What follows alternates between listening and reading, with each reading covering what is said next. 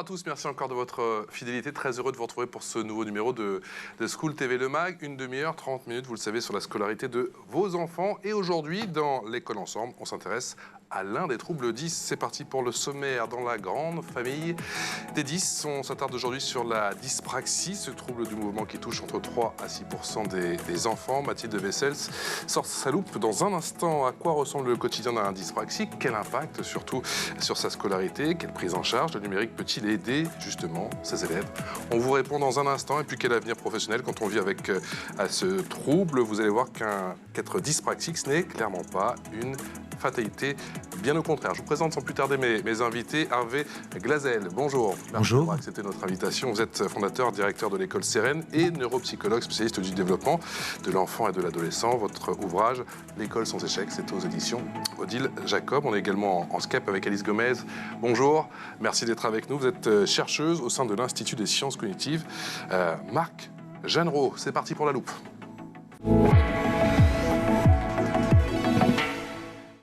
Mathilde Wessels, comment ça va? Ça va très bien, merci. Alors, on a déjà parlé des différents troubles 10. Aujourd'hui, gros plan sur la dyspraxie, c'est quoi? Effectivement, il s'agit d'un trouble des apprentissages du développement moteur. Il s'agit d'un handicap invisible. C'est justement pour cela qu'il est difficile pour les enfants atteints de dyspraxie d'évoluer dans de bonnes conditions, notamment à l'école ou dans leur vie quotidienne. Il existe alors plusieurs types de dyspraxie à des niveaux différents. On y reviendra évidemment plus en détail tout à l'heure. Et pour se rendre compte aussi de ce que ça représente, elle touche quand même 6% des enfants scolarisés, soit un enfant par classe. Plusieurs formes de dyspraxie et concrètement, quels sont les symptômes? Alors, je disais il y a un instant, il s'agit d'un trouble neurodéveloppemental, mais la catégorie des troubles, dans la catégorie des troubles moteurs avec une altération du développement de la coordination motrice. Alors, ce sont des enfants qui ont des gestes plutôt lents, maladroits, souvent accompagnés de troubles neurovisuels qui l'empêchent de fixer le regard, par exemple. La dyspraxie touche parfois aussi la sphère orofaciale qui se matérialise par des difficultés d'articulation, des retards de langage, ainsi que des troubles de l'attention. Mais attention, c'est important ici de préciser quelque chose, c'est que pour certains enfants diagnostiqués en tout cas de dyspraxie, eh bien, ça n'a aucun rapport avec le développement intellectuel. Ils sont même parfois dotés d'un haut potentiel intellectuel. Et comment ça se manifeste dans la vie quotidienne? Alors, par exemple, l'enfant aura du mal à s'habiller, à faire sa toilette, tenir des couverts, faire des jeux. Il se fatigue aussi très vite, il est plutôt maladroit et puis surtout, il manque de confiance en lui. Et à l'école? Eh bien, à l'école, l'enfant connaît évidemment beaucoup de difficultés. Il a du mal avec l'écriture en général. Il souffre de dysgraphie. Alors, qu'est-ce que la dysgraphie? C'est qu'en fait, il a du mal à reproduire les formes graphiques indispensables évidemment pour l'écriture. Ces enfants connaissent également des difficultés en mathématiques, en lecture, donc en orthographe, pour les activités aussi manuelles, musicales et sportives. Et si on a un doute sur notre enfant et que l'on pense qu'il souffre de dyspraxie, on l'emmène voir quel professionnel et surtout qui pose ce diagnostic? Alors, il faut savoir que très souvent, c'est à l'école que l'on prend conscience du problème de la dyspraxie. Donc, c'est souvent l'instituteur ou le médecin de l'école qui tire la sonnette d'alarme. Ensuite, c'est le médecin traitant ou le pédiatre.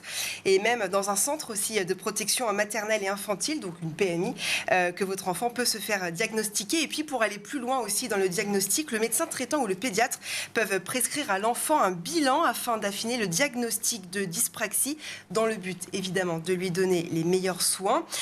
Voilà. En tout cas, quelles sont les évolutions possibles quand on est dyspraxique? Alors, avec l'âge, en tout cas, les capacités motrices s'améliorent. C'est plutôt positif. Il y a des progrès. C'est important de le préciser.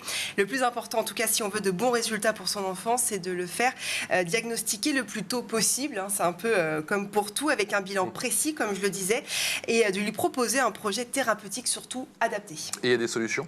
Alors oui, les spécialistes parlent d'utiliser des outils numériques pour pallier aux difficultés de l'écriture notamment, que ça sert à rien aussi, c'est important de le dire, de montrer du doigt à l'enfant les difficultés qu'il rencontre. Il faut avant tout lui apporter une solution pour qu'il puisse reprendre confiance en lui, c'est extrêmement important. Au collège par exemple, l'enfant progressera plus vite et verra sa vie s'améliorer avec un ordinateur pour déjà éviter d'écrire manuellement, on en parlait tout à l'heure, et puis ça l'aidera aussi à établir une méthode de travail et d'organisation. L'expression orale avec nos invités. L'expression orale avec Alice Gomez et avec le docteur Hervé Glazel. Docteur, qu'est-ce que l'école Sérène? Donc le CEREN, c'est en fait un groupe d'écoles qui reçoit des enfants du cours élémentaire jusqu'à la 3e, dans des classes à petits effectifs, et des enfants 10, donc des enfants qui ont des troubles spécifiques des apprentissages, qui peuvent être donc de cette famille, des troubles 10, depuis les troubles du langage oral, du langage écrit, du geste, on vient d'en parler, des troubles dyspraxiques, des troubles du sens du nombre, des troubles de l'attention, ou encore des troubles exécutifs. Vous avez combien d'élèves ? 360 élèves donc scolarisés dans des classes de 10 à 15 élèves, et ceux du cours élémentaire jusqu'à la 3e, comme je disais. Combien de professionnels ? Donc on est une centaine de professionnels. Il y aura des neuropsychologues, des professionnels de santé paramédicaux, évidemment des enseignants en nombre, et puis toute une équipe de vie scolaire. Vous êtes l'auteur de l'école sans échec. Quels sont les fondements pour vous d'une école sans échec ? Une école sans échec, c'est une école qui est attentive aux besoins de chaque enfant. C'est-à-dire qu'en fait, on est de plus en plus sensible à l'idée que l'enseignant doit être, j'ai envie de dire, au plus proche, j'allais dire presque au chevet de l'élève, de pouvoir faire un diagnostic pédagogique de façon à s'enquérir des points forts et des éventuelles fragilités de l'enfant. Tout enfant, évidemment, a un potentiel, il faut le repérer, il faut le valoriser, il faut le développer, mais il faut aussi être attentif à un certain nombre de difficultés ou d'empêchements de certains enfants, en particulier quand ils ont des troubles des apprentissages. Alice Gomez, vous êtes chercheuse au sein de l'Institut des sciences cognitives Marc Jeanneraud. J'ai écouté bon nombre de témoignages pour préparer cette émission, même des dyspraxies qui ont 18, 20, voire 25 ans et qui ont été diagnostiqués vraiment sur le tard alors qu'ils étaient déjà majeurs. Ils parlent d'un sentiment de soulagement, mais aussi d'un énorme gâchis quand ils repensent à leur scolarité. Alors c'est vrai que tout particulièrement pour la dyspraxie, le diagnostic est encore bien en retard. C'est un parcours qui est assez long. Du point de vue de la scolarisation, donc moi je m'occupe également d'un master 2 éducation inclusive qui vise justement à donner aux enseignants qui scolarisent tous les élèves, des clés justement pour adapter, pour compenser la scolarisation et permettre au maximum d'élèves d'exprimer leur potentiel.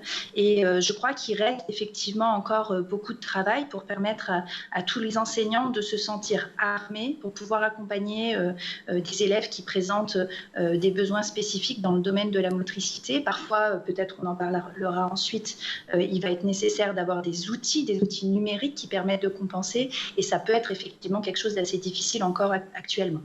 Hervé Clazel, est-ce que l'on arrive aujourd'hui en 2022 à savoir d'où vient ce trouble au niveau du cerveau ? Alors donc, ce que vous venez de dire est très vrai. D'abord, c'est un trouble neurologique, c'est un trouble développemental. Ça veut dire qu'en fait, ça ne suit pas en fait une rupture liée à un accident. C'est généralement une difficulté qui émerge au fur et à mesure des acquisitions de l'enfant. Tout petit enfant naît avec des capacités de réaliser un certain nombre de gestes, et c'est au contact des apprentissages, de la stimulation, que vont apparaître réellement la capacité fonctionnelle de faire telle et telle chose. Vous avez parlé par exemple de s'habiller, ou de manier ses couverts, ou de tenir un stylo, ou de construire en fait un jeu de Lego. Mais pour certains enfants, cette courbe développementale est atypique. C'est-à-dire qu'en dépit d'une exposition standard à ce type d'apprentissage, l'enfant n'y arrive pas. Ça, c'est un point essentiel, c'est de dire que malgré l'entraînement, c'est une des définitions d'un trouble des apprentissages, en dépit de l'exposition intensive à cet apprentissage, l'enfant n'y arrive pas. Et pour les dyspraxies, c'est quelque chose qui peut se détecter assez tôt. On a l'habitude de parler de l'école maternelle comme l'école de la socialisation. Non, le tout petit enfant est déjà dans une logique d'interaction sociale. Finalement, la maternelle, même si, pardon docteur, c'est souvent apparenté à de la maladresse, on va te dire pendant des années que tu es maladroit ou que tu n'es pas concentré, on peut quand même détecter, il y a quand même des signaux faibles, si je puis dire, qui vous font dire aujourd'hui... C'est ce que je dis, même tôt. Puisque quelque part en maternelle, ce sera l'âge des praxis, ce sera l'âge du dessin, de la peinture, coller des gommettes, enfiler des perles. Ce sera l'âge où on va faire de la pâte à modeler, on va pétrir en fait de l'argile. Bref, on va faire toutes sortes de gestes. On va apprendre à s'habiller seul, faire sa toilette seul, manger proprement. Et donc très tôt, on peut se rendre compte que certains enfants ont une courbe développementale atypique, parce que ça, ils arrivent à le faire moins bien que leurs camarades. Et donc ça a un impact en plus dit fonctionnel, ça c'est très important, d'une part de mesurer éventuellement la réalité de ce trouble, mais aussi d'en considérer l'impact dans la vie quotidienne. À quel point l'enfant est-il gêné dans ces gestes-là. Donc j'ai envie de dire que oui, des observations de la famille, des enseignants peuvent aider déjà à détecter, puis ce sera le rôle en fait des professionnels de santé d'affirmer le diagnostic et de considérer ensuite les adaptations. Alice Gomez, le diagnostic, on le disait, c'est la priorité des priorités, et cela le plus tôt possible. A-t-on fait des prouesses sur des enfants longtemps considérés comme maladroits, voire même feignants, qu'on considère à tort, bien évidemment, comme feignants ou maladroits? Alors, je voudrais revenir parce que je pense que c'est un élément important, ce que disait Hervé Glazel, sur le rôle aussi de repérage que peuvent avoir les enseignants dès l'école maternelle, puisque effectivement, pendant de nombreuses années, finalement, on a eu cette approche de se dire, l'école maternelle, on va laisser l'enfant, on va laisser le temps à l'enfant de se développer. S'il est maladroit, c'est pas grave, il va avoir le temps effectivement de se développer. Il faut quand même se dire que les enseignants, ils développent une expertise assez fine pour identifier si un enfant il se situe en décalage par rapport au reste de son groupe d'âge, et donc il ne faut pas hésiter justement à solliciter la famille pour leur indiquer qu'il y a un décalage de leur enfant du point de vue de ses acquisitions motrices, même si on se situe encore à l'âge de la maternelle, puisque le diagnostic, l'INSERM, l'expertise INSERM a permis de bien le rappeler, peut être posé dès 5 ans pour un trouble de la coordination motrice.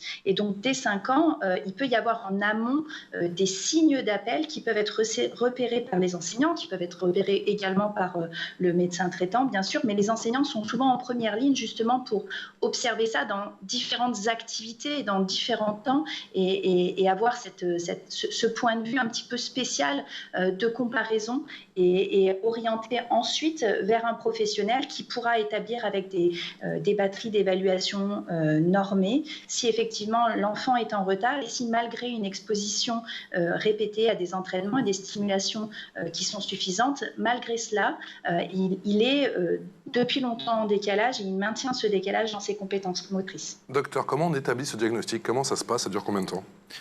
Donc d'abord, en fait, le diagnostic provient d'une plainte. C'est-à-dire qu'il y a d'abord une interrogation de la famille ou de l'entourage pédagogique, et à partir de là, le professionnel de santé va faire une anamnèse. C'est-à-dire qu'en fait, il va reprendre toute l'histoire développementale de l'enfant de façon à se faire une idée de la question: à quel âge cet enfant a-t-il marché, est-ce qu'il avait des difficultés pour courir, sauter, grimper, est-ce qu'il avait du mal à faire du vélo, à faire des roulades, etc. Est-ce qu'il fait des activités sportives régulières, en groupe, est-ce qu'il est décalé? À partir de cette anamnèse, sur tous les autres domaines, pas seulement les domaines moteurs, on va faire un bilan en fait qui va être élaboré sur la base d'un raisonnement, à partir de ce qu'on comprend sur la manière dont on élabore les gestes et les différents types de gestes, parce qu'il y a toute une famille de gestes très variés, et à ce moment-là, on va tester ces différents gestes avec un certain nombre d'outils dits étalonnés. Ça veut dire qu'ils ont été testés sur plein d'enfants, et on est capable de dire si cet enfant en particulier qu'on est en train d'évaluer, il est en décalage significatif par rapport à ses pairs dans tel et tel type de domaine. Il faut combien de temps pour avoir un rendez-vous? On a déjà fait une émission avec Mathilde sur la dyslexie. On a vu que parfois, certains parents étaient totalement désemparés parce qu'il fallait tout simplement se battre pour avoir un rendez-vous parce qu'il n'y a pas forcément assez de professionnels. C'est très vrai. Pour la dyspraxie, c'est aussi très vrai, puisque les professionnels en première ligne vont être les psychomotriciens et les ergothérapeutes. Si en fait la difficulté est plus intriquée, plus complexe, à ce moment-là, on ira plutôt voir un neuropsychologue qui pourra faire un bilan complet, mettre en contexte cette difficulté de l'enfant par rapport à toutes ses autres aptitudes.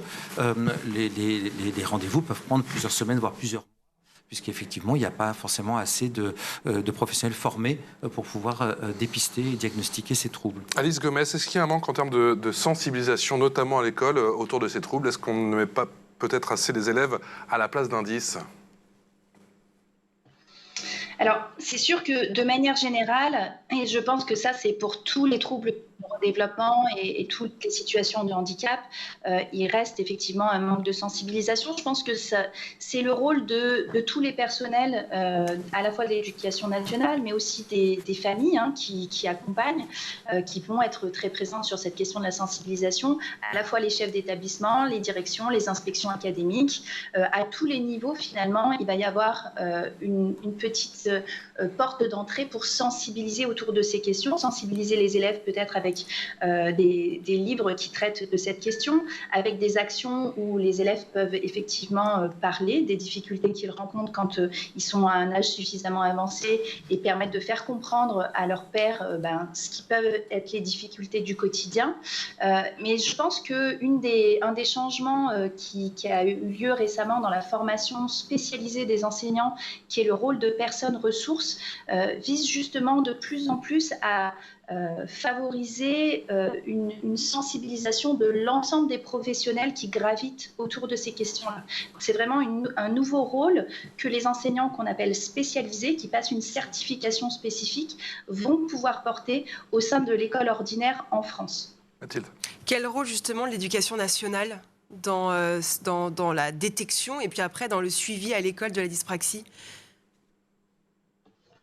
Alors au niveau, c'est ce que je disais tout à l'heure, je pense que les enseignants, il est nécessaire que de plus en plus, ils puissent avoir à l'esprit des signes d'appel. Donc tout à l'heure, Hervé Glazel en citait, c'est-à-dire ces enfants qui vont continuer à peiner tout au long de la période de la maternelle et ensuite à l'entrée en CP, souvent le signe d'appel très très fort, ça va être celui de difficultés d'écriture, une maladresse persistante dans les jeux sportifs qui vont pouvoir effectivement être des éléments qu'ils vont avoir à l'esprit et qui va pouvoir les amener à s'interroger. Alors ensuite, les enseignants, ils ont uniquement un rôle de repérage parce qu'évidemment, ils n'ont pas les outils très très fins dont parlait tout à l'heure Hervé Glazel, qui vont être ceux des personnels paramédicaux, les psychomotriciens, ergothérapeutes, neuropsychologues et aussi neuropsychiatres, qui vont permettre de poser le diagnostic. Donc il y a vraiment un rôle de repérage pour ces enseignants, d'accompagnement et d'adaptation de la scolarisation et d'orientation vers des professionnels qui, eux, vont pouvoir poser le diagnostic. Avec Glazel, est-ce qu'il y a des matières à l'école qui sont plus difficiles que d'autres quand on est dyspraxique? Je pense aux maths, par exemple. Oui, alors tout ce qui demande à un moment ou à un autre une manipulation. Donc bien entendu, on le sait très bien, la géométrie va être compliquée pour ces élèves, puis ils auront du mal à manier les outils scolaires, typiquement la règle, le compas, l'équerre, etc.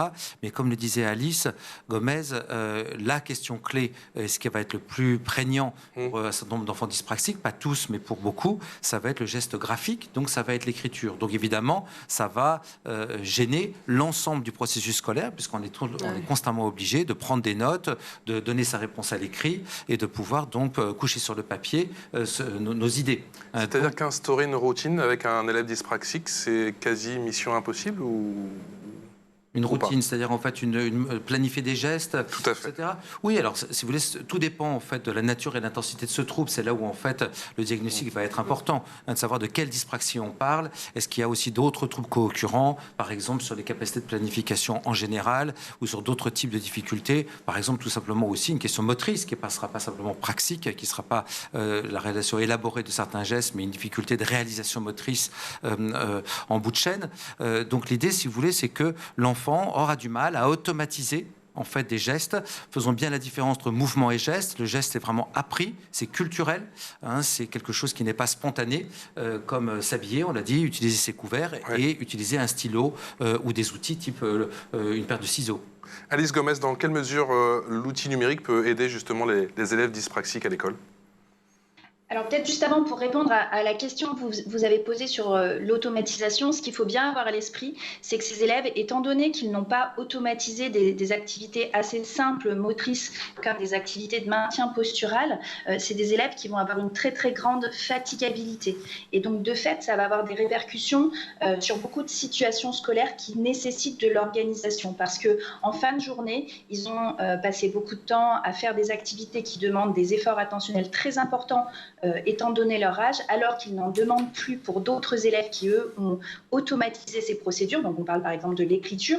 En fin de journée, ils sont épuisés et donc faire leur cartable, ça devient impossible. Alors même que si on leur avait demandé de faire cette activité en début de journée où ils étaient encore cognitivement disponibles et pas encore surchargés, peut-être qu'ils auraient réussi à organiser correctement leur activité. Donc, il faut bien avoir à l'esprit que cette notion de fatigabilité et de surcharge cognitive, elle a énormément d'impact. Alors c'est vrai pour les dyspraxiques, mais pour tous les élèves dyslexie, etc., qui n'automatisent pas certaines procédures et dont du coup la fatigabilité va être plus importante en fin de journée.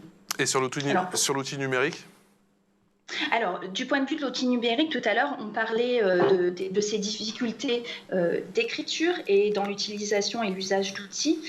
Donc, il y a effectivement un besoin qui va être à évaluer avec les spécialistes, le psychomotricien et notamment l'ergothérapeute, qui est vraiment le spécialiste de l'adaptation dans cette situation-là, pour pouvoir contourner en fait ce geste d'écriture qui va accaparer toute l'attention de l'élève de manière à ce qu'il puisse, par exemple, tout simplement compléter sa dictée à trous, non pas en écrivant, ce qui va lui demander énormément d'efforts, mais en le faisant avec son ordinateur, une fois que l'ergothérapeute l'aura accompagné dans la manipulation de cet outil numérique. Et de fait, l'outil numérique, il va alléger cette fameuse charge cognitive dont je vous parlais tout à l'heure, de manière à ce que l'enfant il puisse se concentrer non plus sur le geste d'écriture, qui en soi n'est pas forcément l'objectif pédagogique de l'enseignant, mais bien sur l'objectif pédagogique, par exemple, je ne sais pas moi, la conjugaison qui est sollicitée dans la dictée que l'enseignant est en train de proposer.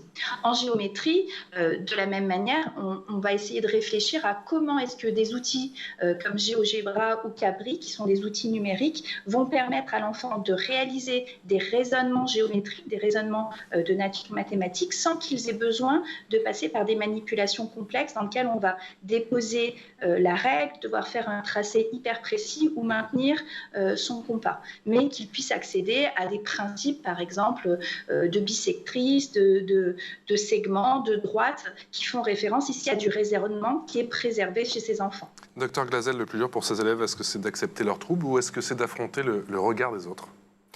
Écoutez, c'est un peu les deux. Hein. D'abord, en fait, un enfant qui a un trouble des apprentissages se sent très vite décalé par rapport à ses pairs. Et donc, effectivement, il y a une certaine forme d'embarras de ne pas réussir à faire des tâches qui, en apparence, paraissent très simples aux autres.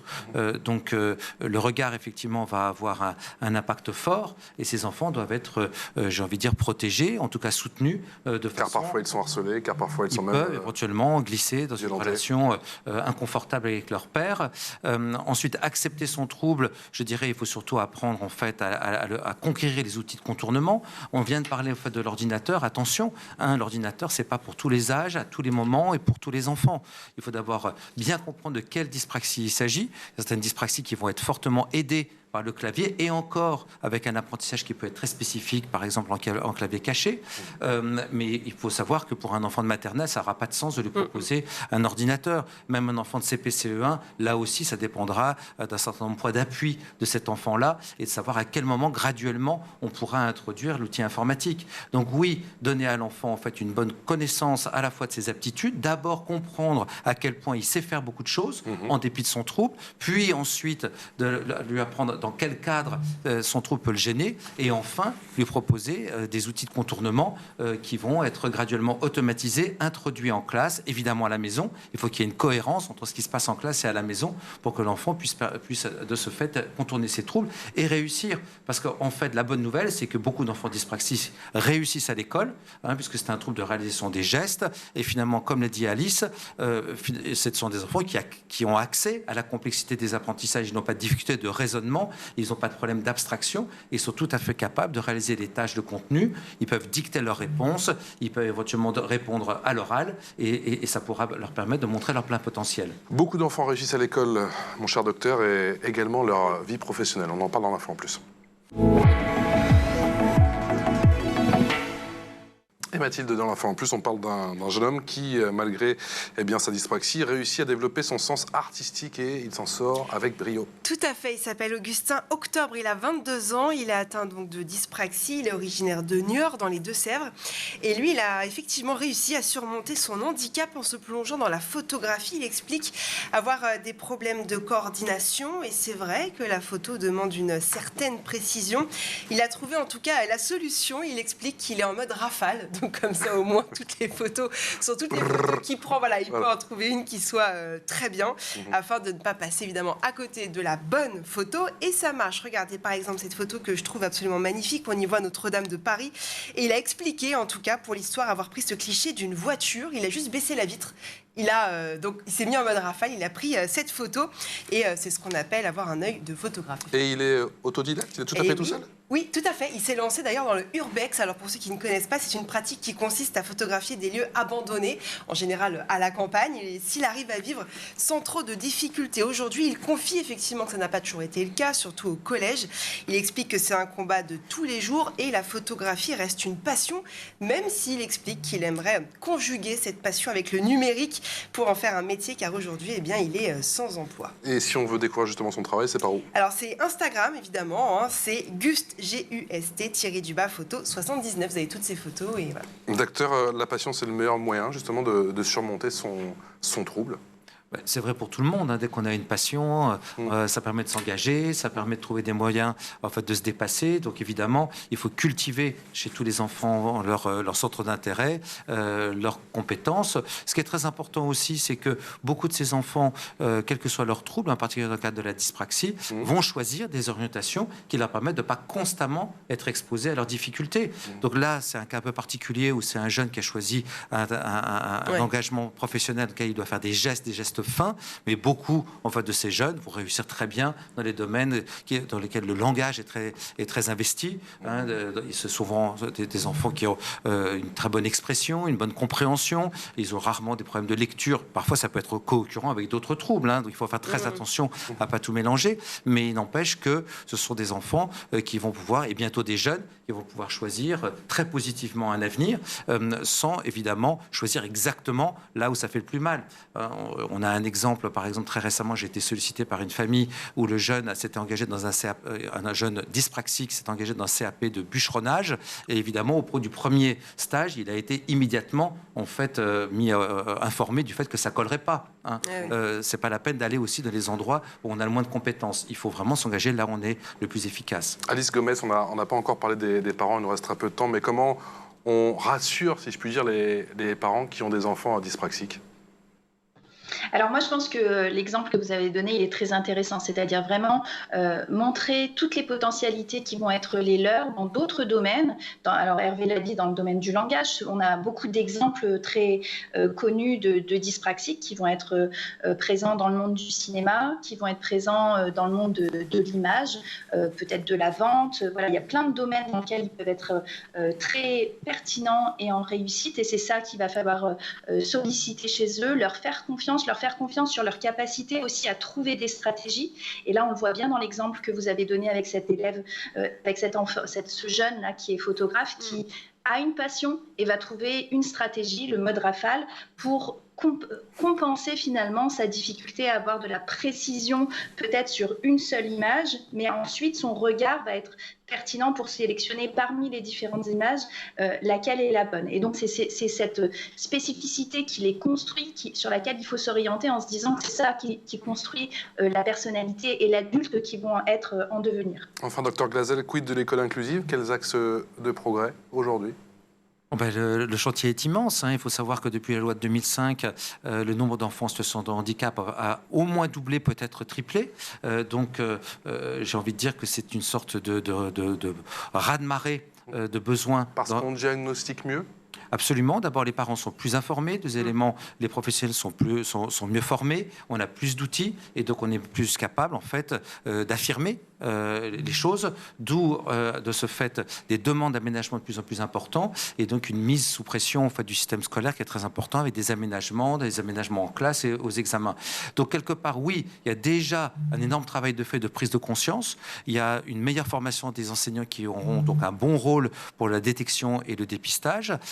Les diagnostics, là aussi, sont plus fins quand on peut les avoir dans les temps. Le rôle de l'école maintenant, c'est graduellement de mûrir et d'accepter que les enfants vont utiliser des outils variés pour donner leurs réponses, pour prendre l'information, et donc de pouvoir différencier la pédagogie de façon à considérer que l'écriture n'est pas une fin en soi, par exemple, et que l'enfant dyspraxique peut tout à fait y arriver, bien qu'il soit dysgraphique, en contournant sa difficulté, en dictant sa réponse, en utilisant un logiciel de dictée vocale ou un clavier d'ordinateur. Que l'école s'adapte plus à ces enfants-là, c'est ça que vous voulez dire? Tout à fait. Ce que je disais au début, c'est d'être au chevet de l'élève et de se dire quel est le meilleur outil pour cet enfant-là, de ne pas tout focaliser sur le trouble et de montrer que ce trouble va s'effacer si on utilise les outils adéquats. Alice Gomez.